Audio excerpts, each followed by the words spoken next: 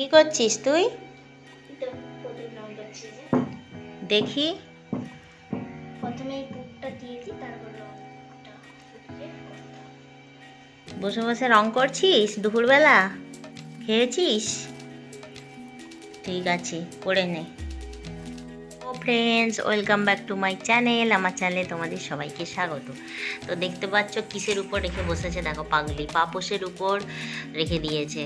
পাপোশের উপর রেখে দিয়ে বসে বসে কালার করতে বসছে এই কটা প্রদীপ নিয়ে। এখনও প্রদীপ রয়েছে, কিন্তু ও এখন অল্প অল্প কালার করবে। তো দেখতেই পাচ্ছ এখন কালার করছে হোয়াইট কালার। এর উপরে আবার কি ডিজাইন করে দেখা যাক। তো তোমাদের দেখাবো ডিজাইন হয়ে গেলে। তো এখন ওয়েট করো।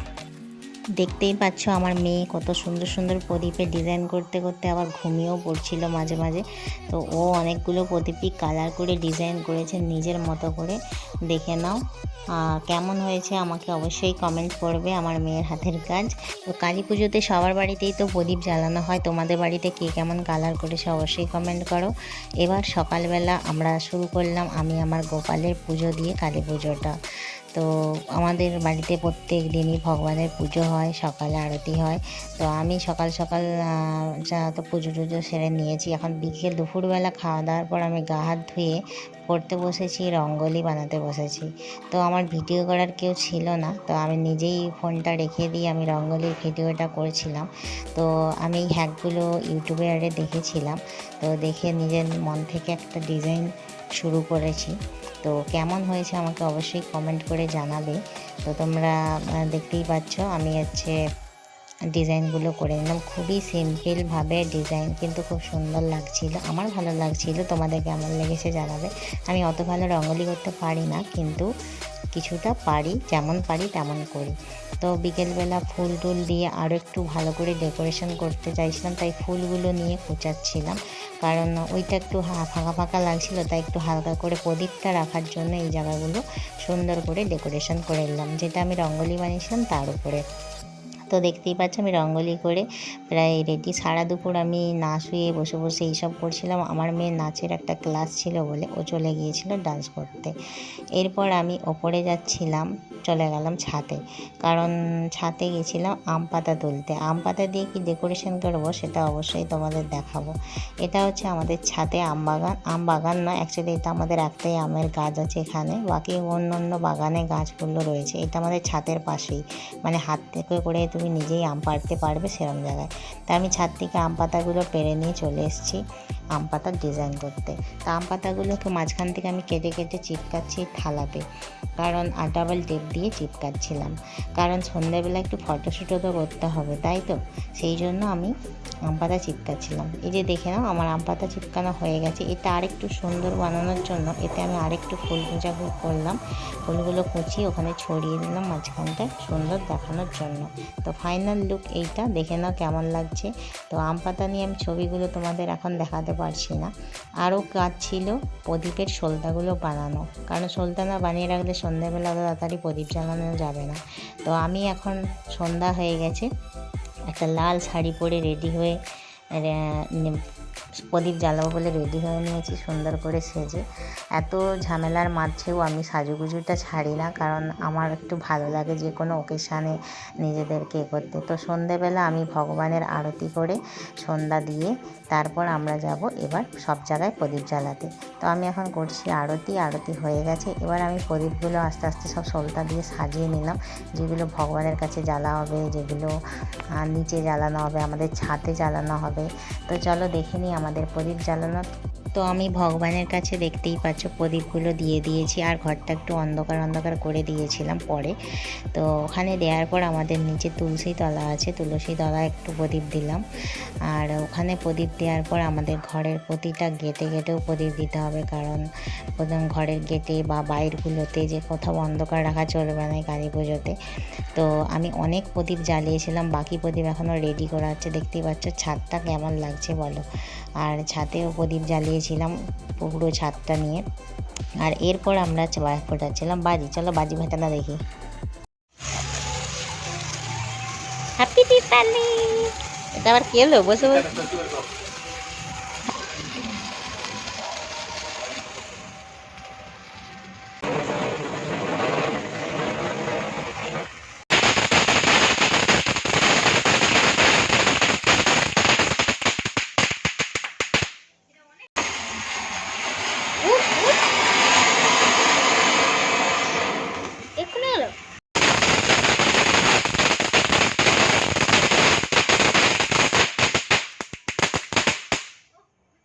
বাজি ফাটানো হয়ে যাওয়ার পর আমরা বেরিয়ে পড়েছিলাম আমাদের সামনাসামনি কিছু ঠাকুর দেখতে। তো এখানে যে একটা ছোট দেখছো, এখানে বড় মারই একটি ছোট করে পুজো হচ্ছে। তো আমাদের এখানে বড় মা বলতে মানে বড় মার, এটা আমাদের এখানকার কালী মা। তো এখানে এই কালী ঠাকুরটা পুজো হচ্ছে প্রায় বছর 5 হয়ে যাবে। তো খুবই একটা লম্বা বড় ঠাকুর, অনেক বড় কালী। তো এটা দেখার জন্য অনেকেই এখানে আসে। তো পাশে আরেকটা ঠাকুর হচ্ছিল, সেটাকেও একটু দেখে নিলাম। এখনও কোনো পুজো শুরু হয়নি বা সাজানো হয়নি, কিন্তু আমি ঠাকুর দেখতে বেরিয়ে পড়েছি।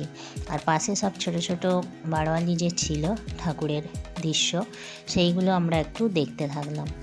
দেখতে দেখতে আমরা আজকে অন্যদিকে আর গেলাম না, কারণ অনেকটা রাত হয়ে গেছে, অন্যদিকে যাওয়ার মতো কিছু নেই। তো এরপর আমরা রাস্তায় এই সব দেখতে দেখতে চলে যাব অন্য জায়গার ঠাকুর দেখতে। আর এইগুলো যে দেখছো, এগুলো প্রতি বছরই আমাদের এখানে হয়ে থাকে। আর তোমাদের ওখানে কেমন কালী পুজো কাটাও সেটা আমাকে কমেন্ট করে জানিও অবশ্যই। আর এগুলো সব কালীরই এক একটা রূপ। আর এই যে দেখছো আমাদের বাজারে একটি কালী মা, তো এর এখনও অনেক কিছু বাকি সাজানো গোছানো, ব্রাহ্মণ করছে। তো আমরা এরপরে ছিল আমাদের পরের দিন ডান্স প্রোগ্রাম আমার মেয়ের। কালী পুজোতে আমাদের মেয়ের অনেকগুলোই ডান্স প্রোগ্রাম থাকে। তো সেই জন্য আমরা চলে গেছিলাম যেই জায়গাতে যেখানে আমাদের ডান্স প্রোগ্রাম হয়। তো এখানে দেখছি যে চুল জুয়েলারি সব কিছু আমরা রেডি করেছি। তো প্রথম ডান্সের জন্য রেডি হয়ে গেছে আমাদের টিম, আমার মেয়ের টিম। এই যে আমার মেয়েকে দেখতেই পাচ্ছ। তো নাচ ডান্সের জন্য তো এদের ডান্সগুলো আমরা একটু দেখলাম আর ভিডিও করছিলাম। এটা হচ্ছে নাচো মা গানের ভিডিও, এখন নতুন গান যেটা, তো একবার নাচো মা। তো এই সব দেখার পর চলে গেলাম টিফিন খেতে। নাচ হচ্ছিল ওদিকে, আর আমি একটা করে রেডি করছিলাম।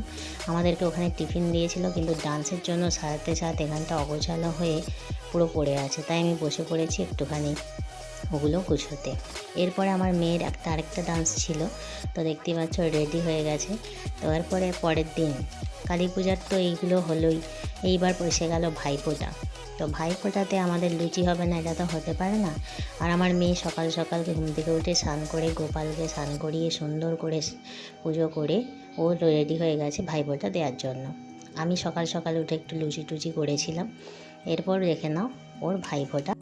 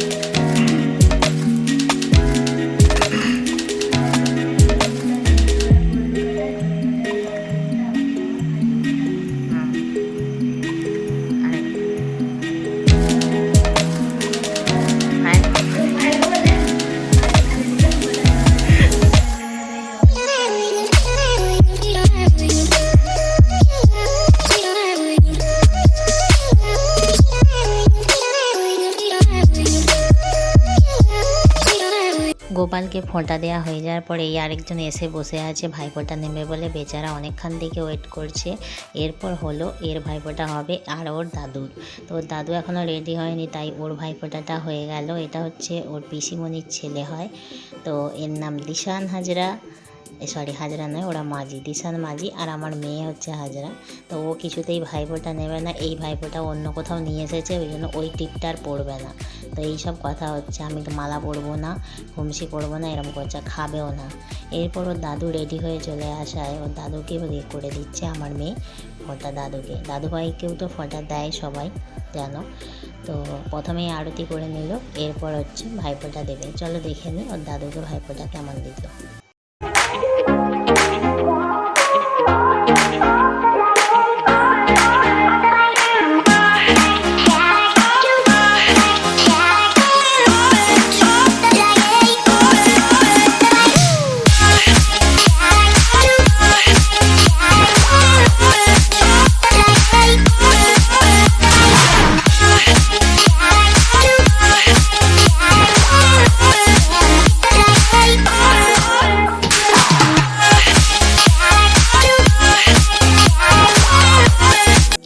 দাদুর ভাইফোঁটা হয়ে গেছে, দাদু ওকে পয়সা দিয়ে দিল। তো তোমরা তোমাদের ভাইফোঁটা কেমন কাটিয়েছো অবশ্যই কমেন্ট করো। আর এই যে দেখছো পাগল, আমি এখন বেরিয়ে পড়েছি আমার বাপের বাড়ি যাওয়ার জন্য। এবার হবে আমার ভাইয়ের ফোঁটা। তো আমার বোনের জন্য আমি ওয়েট করছিলাম বসে বসে, আর এরা বসে বসে আমার পেছনে আড্ডা মারছিল আর গল্প করছিল। আর এই যে পাশ থেকে বলছে হ্যালো গাইজ, হ্যালো। আমি আমার বাপের বাড়ি চলে যাবো বলে দিশানের খুব মন খারাপ, কিন্তু ওই জন্য আমার সাথে একটু আড্ডা মারছে। দেখো ও কি বলছে, কেমন করে বলছে শোনো। এবার বল। আব্বা মারি নাগালি। এখন আমি পৌঁছে গেছি আমার বাবার বাড়িতে। তো সেখানে গিয়ে আমাদের মন্দির তলায় ভাইয়ের কপালে ফোঁটা দিলাম। এটা দুটো ভাই, একটা কাকিমার ছেলে, একটা আমার ভাই। তো আমি ফোঁটা দিচ্ছিলাম, এবার পরে আমার দেবে আমার বোন ফোঁটা।